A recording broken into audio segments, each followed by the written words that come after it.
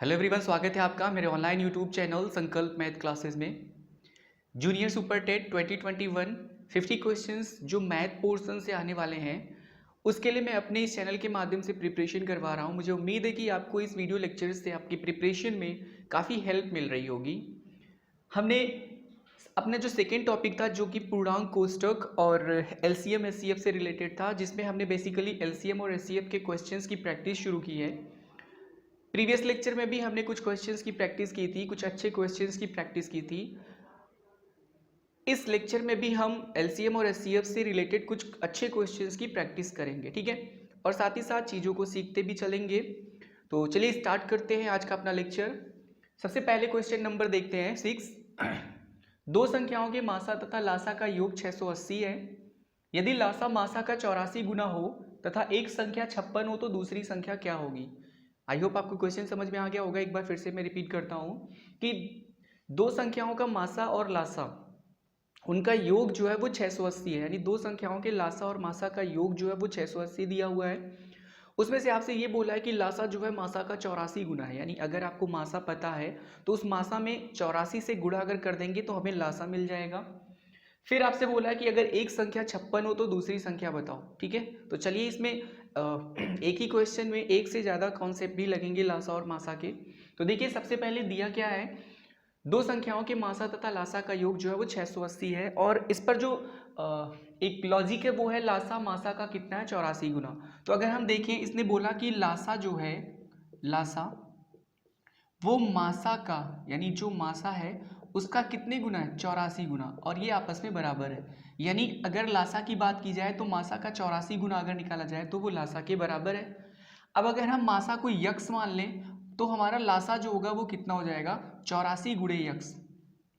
क्या हो जाएगा, 84 गुणे यक्स, यानी लासा जो है वो निकल कर आएगा कितना, 84 गुणे यक्स, या फिर इसी को हम बोल सकते हैं 84 यक्स, क्योंकि किसी चर और अचर का गुणा इसी रूप में लिखा होता है, उसका एग्जैक्ट कोई गुणनफल नहीं आता। तो इस तरीके से हमने देखा कि लासा जो है वो मासा का 84 गुना, हमने मासा को यक्स माना, मासा को जैसे ही यक्स माना 84 से यक्स में गुणा किया तो 84 यक्स जो है वो लासा है। अब देखिए प्रश्नानुसार यहाँ बोला क्या है कि मासा और लासा का जो योग है वो 680 है। तो मासा हमने कितना माना, यक्स, और लासा हमने कितना निकाला, 84 यक्स। अगर इन दोनों को जोड़ दें तो इनका योगफल दिया हुआ कितना, 680। अब देखिए 84 यक्स में एक यक्स जोड़ेंगे तो आप सबको पता है कि 84 यक्स और एक यक्स मिलकर 85 यक्स होगा। तो ये हो गया 85 यक्स बराबर 680। यहाँ देखिए 85 और यक्स के बीच में गुणा है, 85 को जब आप दूसरी तरफ भेजेंगे तो गुणा ये भाग के रूप में कन्वर्ट होगा, तो यक्स बराबर हो जाएगा 680 बटे कितना, 85।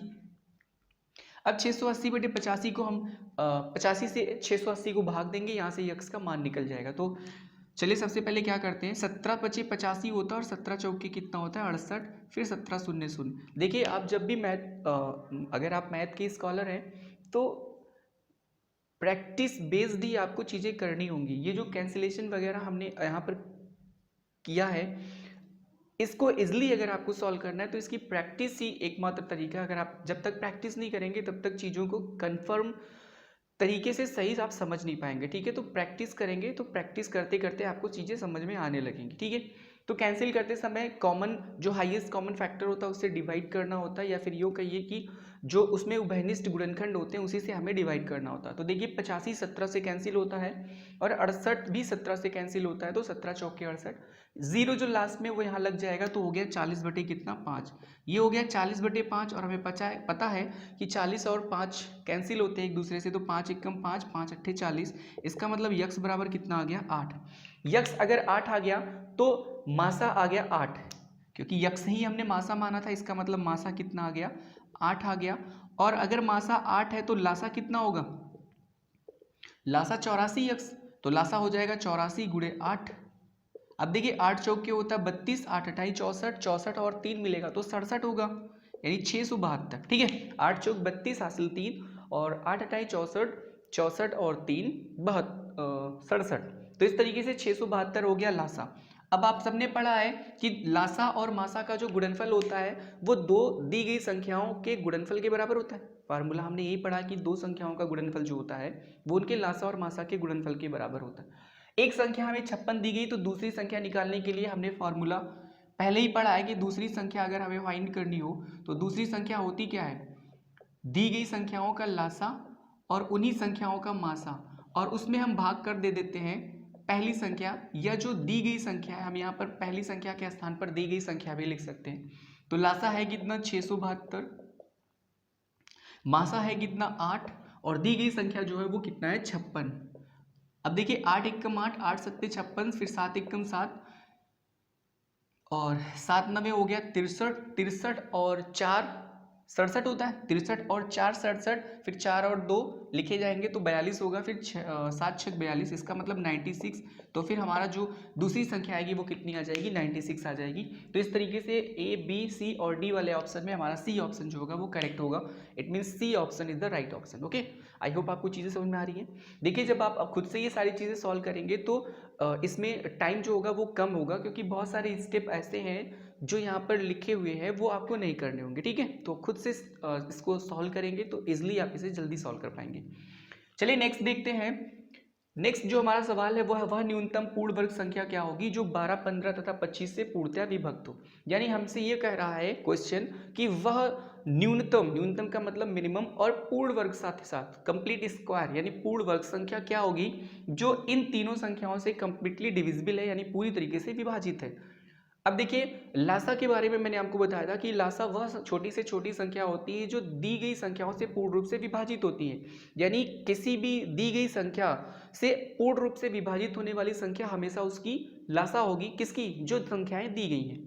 तो इस तरीके से अगर हम बात करें तो 12, 15 तथा 25 से विभाजित होने वाली संख्या इसकी लासा होगी।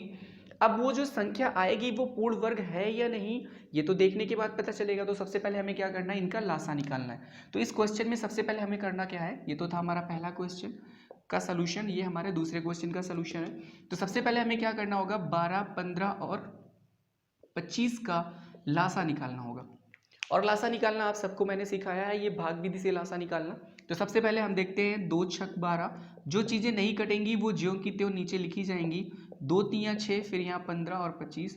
अब देखिए 3 से तो 3 एकम 3, 3 पचे 15, फिर 25, फिर 5 से कटेगा तो 5 एकम 5, 5 पचे 25, फिर 5 से कैंसिल करेंगे तो सब जगह 1 आ जाएगा। और नीचे अगर 1 1 1 जितनी भी संख्या है उनके नीचे अगर 1 आ जाए तो हमारा जो प्रोसेस है वो कंप्लीट हो जाता है। इधर जितनी संख्याएं लिखी गई हैं इनका गुणनफल ही लासा होता है। तो लासा इज इक्वल्स टू हो जाएगा कितना, 2 गुणे 2 गुणे 3 गुणे 5 गुणे 5। तो 2 दूनी 4, 5 पचे 25, 25 चौके 100 और 100 तियाँ कितना हो गया 300। इस तरीके से हम गुणा आसानी से करते हैं। मैंने आपको पहले बताया था कि गुणा करते समय, क्योंकि गुणनफल तो क्रम विनिमय होता है, गुणा की संक्रिया क्रम विनिमय होती है कि ऑर्डर पर डिपेंड नहीं करता, किसी भी संख्या को किसी से भी गुणा कर सकते हैं।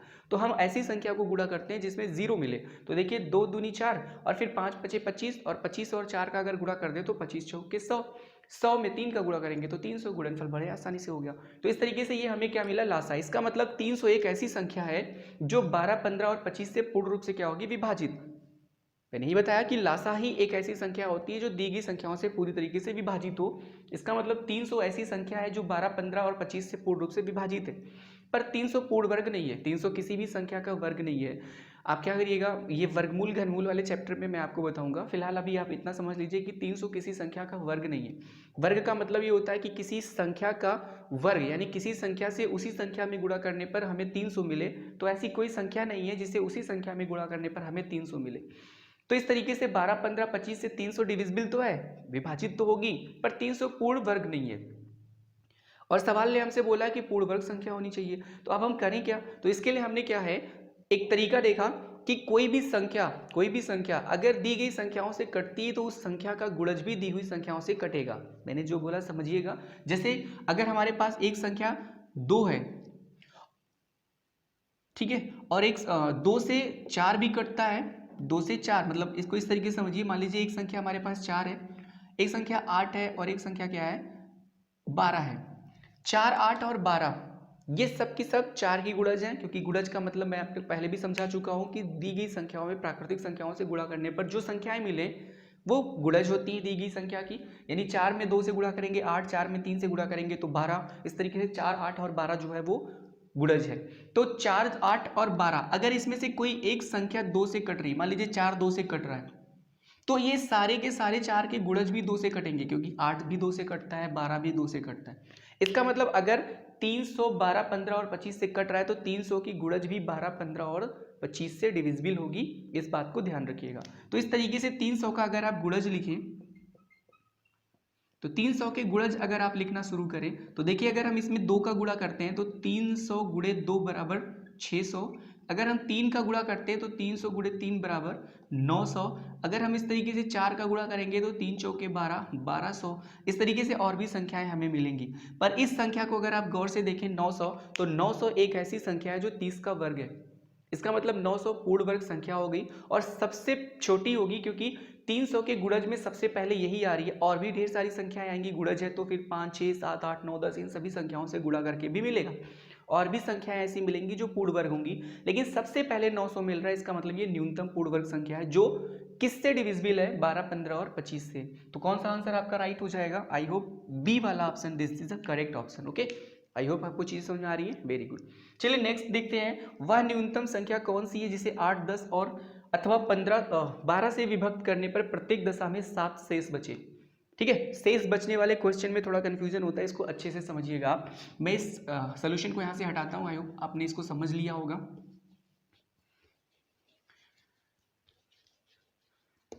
चलिए थर्ड सोल्यूशन देखते हैं हम, तीसरे क्वेश्चन का सोल्यूशन। थर्ड नहीं बल्कि ये क्वेश्चन नंबर 8 है और ये जो था वो 7 था। इसके पहले जहाँ 1 लिखा था वो 6 था। तो चलिए 8 नंबर सोल्यूशन देखते हैं। वह न्यूनतम संख्या कौन सी है जिसे 8 10 अथवा 12 से विभाजित करने पर कितना शेष बचना चाहिए? प्रत्येक दशा में 7 शेष बचे।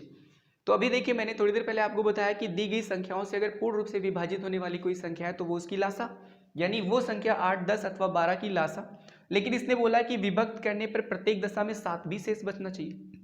तो अगर हम कुछ इस तरीके से समझे कि कोई संख्या, दी गई संख्या जो है उससे पूरी तरीके से विभाजित हो रही है तो वो उसकी लासा होगी, और विभाजित होने के बाद कुछ शेषफल आना चाहिए। इसका मतलब जितना शेषफल आना चाहिए, अगर उस शेषफल को हम एलसीएम यानी उसके लासा में पहले से जोड़ दें तो जब भाग करेंगे तो जो उसका लासा था वो तो पूरी तरीके से कैंसिल होगा, पर जो हमने जोड़ा है वही तो शेषफल के फॉर्म में आ जाएगा। इसका मतलब ऐसे सवालों को हल करने के लिए क्या करना होगा, सीधे सीधे वो संख्या जो होगी वो क्या हो जाएगी, 8 10 और 12 का लासा, और इसमें से हम क्या करें, जोड़ दें किसको, +4, क्योंकि 4 ही हमें क्या करना है, शेषफल के रूप में लाना है। तो फिर +4 अगर इसमें बढ़ा दे पहले से तो जब कटेगा तो 4 वही शेषफल के रूप में आ जाएगा, बस सिंपल। तो इस टाइप के क्वेश्चन को ध्यान रखिएगा। तो 8 10 और 12 का पहले लासा निकालिए। तो 8 10 और 12 का लासा इसलिए निकाल सकते हैं 2 चौक 8। अब तक आप इतना सीख चुके हैं। तो 2 चौक 8, 2 पच्चे 10, फिर 2 छक 12, फिर 2 दूनी 4, 5 कैंसिल नहीं होगा, 2 तिया 6, फिर 2 एकम 2, 5 नहीं कैंसिल होगा, फिर 1 1 और 3, फिर यहाँ पर 3 1 1 और 1। देखिए आप यहाँ पर भी एलसीएम की प्रक्रिया को पूरा मान सकते थे, क्योंकि 2 5 और 3 अभाज्य संख्याएं हैं, इसमें कोई भी उभयनिष्ठ गुणनखंड नहीं होगा। तो 2 5 और 3 ये सीधे सीधे हमारे क्या हो जाएंगे, एलसीएम में गुणा करने वाले गुणनखंड हो जाएंगे। तो हम यहाँ पर भी प्रोसेस को स्टॉप करके इतना टाइम अपना बचा सकते थे, पर अगर आप 1 1 1 लाते हैं तो इजिली आप विदाउट कन्फ्यूजन सॉल्व करेंगे। ठीक है, तो इस तरीके से हो गया हमारा। तो लासा कितना हो जाएगा, लासा हो जाएगा 2 गुणे 2 गुणे 2 गुणे 5 और गुणे कितना 3, 2 गुणे 2 गुणे 2 गुणे 5 फिर गुणे 3, 2 दूनी 4 दूनी 8, पंजे 40 और 40 का गुणा जब हम 3 में करेंगे तो 120 आएगा, 120 आएगा। और प्रत्येक दशा में 4 नहीं बल्कि यहाँ 7 शेष बचना है। यहाँ देखिए 7 शेष बचे तो यहाँ +7 है, तो इसका मतलब क्या हो जाएगा, वो संख्या 120 + 7 यानी 127 होगी। कौन सा ऑप्शन राइट है आपका, ए वाला ऑप्शन, यानी 127 is the correct option, option A. I hope चीज़ें आपको समझ में आ रही है। Very good. चलिए जल्दी से नेक्स्ट क्वेश्चन की तरफ। 1856 में से कौन सी न्यूनतम संख्या घटाई जाए कि शेषफल को 7 12 और 16 से विभक्त करने पर प्रत्येक दशा में क्या बचे, 4। ठीक है, क्वेश्चन को अगर यहाँ से पढ़े हम कि कौन सी, यहाँ से 7 12 और 16 से विभक्त करने पर प्रत्येक दशा में 4 शेष बचे, तो 7 12 और 16 से अगर हम विभक्त करें तो प्रत्येक दशा में 4 शेष बचे। तो कुछ कुछ इसी तरीके से है ना कि 7 12 और 16 का लासा और उसमें क्या जोड़ दें, 4, तो वो संख्या आसानी से निकल जाएगी। निकलेगी नहीं निकलेगी। फिर उसमें क्या बोला है कि 1856 में से कौन सी संख्या घटाएं, तो 1856 में से जो एलसीएम आया था उसमें जो +4 करने के बाद संख्या मिली थी उसको माइनस करेंगे, जो जो रिजल्ट नीचे आएगा भाई उसमें से घटा देंगे तो कैंसिल हो जाएगा। और कैंसिल होने के साथ साथ 4 शेष भी बचेगा क्योंकि +4 हमने पहले से इंक्लूड किया है। देखिए कैसे, मैं यहां से इसको हटा देता हूं तो क्या हो जाएगा। सबसे पहले क्या करना होगा, इसमें हमें करना क्या होगा, सीधे सीधे अगर हम इस सवाल को सॉल्व करना चाहें तो हो जाएगा कितना, 7 12 16 का लासा निकालिए सबसे पहले। तो 7 12 और 16 का लासा निकालेंगे तो ये देखिए 2 7 तो कैंसिल नहीं होगा क्योंकि ये अभाज्य संख्या है, 2 छक 12 2 अट्ठे 16, फिर 2 से और 2 तियां 6 2 चौके 8। यहाँ पर भी हम अपने स्टेप जो एलसीएम का स्टेप है उससे कंप्लीट मान सकते हैं क्योंकि 7 3 और 4 जो है वो अभाज्य संख्या है। तो लासा हम यहाँ से भी लिख सकते हैं, अगर आप टाइम बचाना चाह रहे हैं तो फिर यहाँ से भी लिख सकते हैं। तो 2 गुणे 2 गुणे 7 गुणे 3 गुणे 4, गुणा में कहीं भी कोई भी संख्या उससे कोई फर्क नहीं पड़ता क्योंकि गुणा की संक्रिया जो होती है वो क्रमविन में होती है, ठीक है, ऑर्डर पर डिपेंड नहीं करती, कम्यूटेटिव प्रॉपर्टीज फॉलो होता है। तो यहाँ पर मल्टीप्लाई करते हैं, 2 दूनी 4 4 सत्ते 28 और 4 तियां 12, 28 और 12 का गुणा, 2 दूनी 4 सत्ते 28 4 तियां 12, 2 अट्ठे 16 2 दूनी 4 1 5 1 अट्ठे 8, फिर 1 दूनी 2, यहाँ 6 8 5 13 2 1 3 336, ठीक है। फिर से कर लीजिए, 2 अट्ठे 16 2 दूनी 4 1 5 1 अट्ठे 8, फिर 1 दूनी 2 6 5 8 5 13, फिर 2 1 3 336, यानी वो संख्या क्या है 336, यानी 336 जो है वो 7 12 और 16 से कैंसिल हो जाएगा क्योंकि ये इसका एलसीएम है। इसके पहले हमने यही तो सीखा ना कि लासा ही वो संख्या होती है जो दी गई संख्याओं से पूर्ण रूप से विभाजित हो। अब देखिए इसने बोला क्या कि 336 तो इसका एलसीएम आ गया, मतलब ये 7 12 16 को पूरी तरीके से डिवाइड कर देगा। पर यहां पर इसने बोला कि 1856 में से कौन सी न्यूनतम संख्या घटाई जाए, तो जब भी न्यूनतम की बात है तो इसका मतलब 1856 के नजदीक कोई संख्या होगी जो 7 12 16 से कंप्लीटली डिविजिबल होगी, तो उस संख्या तक पहुंचने के लिए हमें इसका क्या लिखना पड़ेगा, गुणज। तो हम क्या लिखते हैं, इसका गुणज। तो 336 का गुणज लिखेंगे क्योंकि इसके पिछले क्वेश्चन में हमने सीखा कि अगर 336 7 12 और 16 से डिविजिबल है तो 336 के सभी गुणज भी 7 12 और 16 से क्या होंगे, डिविजिबल यानी विभाजित होंगे। तो 336 का गुणज, हम सभी गुणज नहीं लिखेंगे, हम वो गुणज लिखेंगे जो 1856 के नजदीक हो। तो देखिए अगर हम इसमें 6 का गुणा करें तो 6 त्रिक 18 बड़ा हो जाएगा, ठीक है। हम इसमें 5 का गुणा करते हैं, तो अगर हम इसमें 5 का गुणज करें तो 336 का जब हम 5 से गुणा करेंगे तो 5 छक्के 30, फिर 5 तियां 15 3 18, और फिर 5 तियां 15 1 16, यानी 1680। यानी 1680 एक ऐसी संख्या है जो 7 12 और 16 से पूर्ण रूप से क्या होगी, विभाजित। यानी 1680 भी एक ऐसी संख्या है जो 7 12 और 16 से पूर्ण रूप से विभाजित होगी, क्योंकि गुणज भी अगर कोई संख्या किसी संख्या से कट रही है तो उनके गुणज भी उन संख्याओं से कैंसिल होंगे, डिवाइड होंगे, ठीक है। तो इस तरीके से 1680 जो है वो इससे कैंसिल होगी। अब हमको बोला क्या है, इसने बोला है कि प्रत्येक दशा में 4 शेष बचे। तो प्रत्येक दशा में 4 शेष कब बचेगा, जब ये संख्या जो है ये 4 ज्यादा हो जाए। 4 ज्यादा हो जाएगी तो इनसे डिवाइड जब करेंगे तो 1680 पूरी तरीके से कट जाएगा, 4 वही आंसर आ जाएगा शेषफल के फॉर्म में। तो इसका मतलब क्या, वो संख्या जो होगी वो 1680 में अगर हम 4 जोड़ दें तो वो संख्या 1684 होगी, जिसको भाग करने पर क्या मिलेगा, हमें 4 शेष मिलेगा। लेकिन इसने बोला है कि 1856 में से क्या घटाने पर वो, तो 1856 में से घटाने को बोला है। तो इस कंडीशन में इस क्वेश्चन को सॉल्व करने के लिए 1856 में से सीधे 1684 जो होगा उसे हम घटा देंगे। तो 6 में से 4 जाएगा 2, 5 यहाँ बचा 5, तो फिर 15 में से 8 जाएगा 7, यहाँ बचा 7 में से 6 जाएगा 1, यानी 172। तो वो आंसर क्या हो जाएगा, 172, यानी सी वाला ऑप्शन करेक्ट। तो this is a correct option, ठीक है। क्वेश्चन एक बार फिर से समझ लीजिए, 1856 में कौन सी न्यूनतम संख्या घटाई जाए। इसने बोला था कि 1856 में कौन सी न्यूनतम संख्या घटाई जाए कि जो संख्या हमें मिले, घटने के बाद जो संख्या हमें मिले उसे 7 12 और 16 से विभक्त करने पर प्रत्येक दशा में क्या बचे, 4 शेष। तो हमने क्या किया, सबसे पहले इनका लासा निकाल कर वो संख्या निकाल ली जो 7 12 और 16 से पूरी तरीके से विभाजित है, तो वो संख्या 336 है। अब हमने इसने बोला कि 1856 में से कौन सी न्यूनतम संख्या, न्यूनतम का मतलब उसके नजदीक, तो 1856 के नजदीक पहुंचने के लिए हमने क्या किया, गुणज लिखा। गुणज लिखा क्यों लिखा, क्योंकि हमें पता है कि गुणज भी दी गई संख्या से कैंसिल होगी, डिवाइड होगी, विभाजित होगी। तो इस तरीके से 1680 आया जब हमने इसमें 5 से गुणा किया। 6 से करते तो 1800 से ऊपर हो जाता है, इसने 1800 में से घटाने को बोला है, तो इस तरीके से 1680 मिला। 1680 7, 12 और 16 से पूरी तरीके से विभाजित होगी, पर हमारे इसने बोला कि 4 शेषफल आना चाहिए, तो हमने इसमें 4 जोड़ दिया, तो इस तरीके से 1684 मिला। अब इस 1684 में अगर हम 7, 12 या 16 से भाग करें तो हमेशा 4 शेषफल आएगा, हमेशा क्या आएगा, 4 शेषफल आएगा। और ये संख्या मिलेगी कैसे, किस में से घटाने पर, 1856। इसने बोला 1856 में से क्या घटाएं, तो 1856 में से क्या घटाएं कि इतना मिले, क्योंकि हमारा रिजल्ट तो यही है ना, इसी पर फोकस करना है, क्योंकि इसी को इससे या इससे भाग करने पर प्रत्येक दशा में 4 शेष आएगा। तो 1856 में से क्या घटाएं कि ये मिले, तो 1856 में से इतना घटा दीजिए, जो घटाना होगा स्वतः पता चल जाएगा। तो इस तरीके से 1856 में से 1684 घटा दिया तो 172 आ गया। तो रिजल्ट भी हमारा कौन सा, C option is the correct option, यानी कि 172। आई होप आपको चीज़ें समझ में आ रही हैं, वेरी गुड। तो आज के वीडियो लेक्चर में इतने क्वेश्चन की प्रैक्टिस हमने की, आप भी इसको 1-2 बार प्रैक्टिस करिएगा, ठीक है। तो ठीक है, फिर बाकी के क्वेश्चंस जो बचे हुए क्वेश्चंस हैं एलसीएम, एचसीएफ और कोष्ठक यानी ब्रैकेट और इंटीजर से रिलेटेड, हम अपने नेक्स्ट वीडियो में उसे देखेंगे। तब तक के लिए धन्यवाद।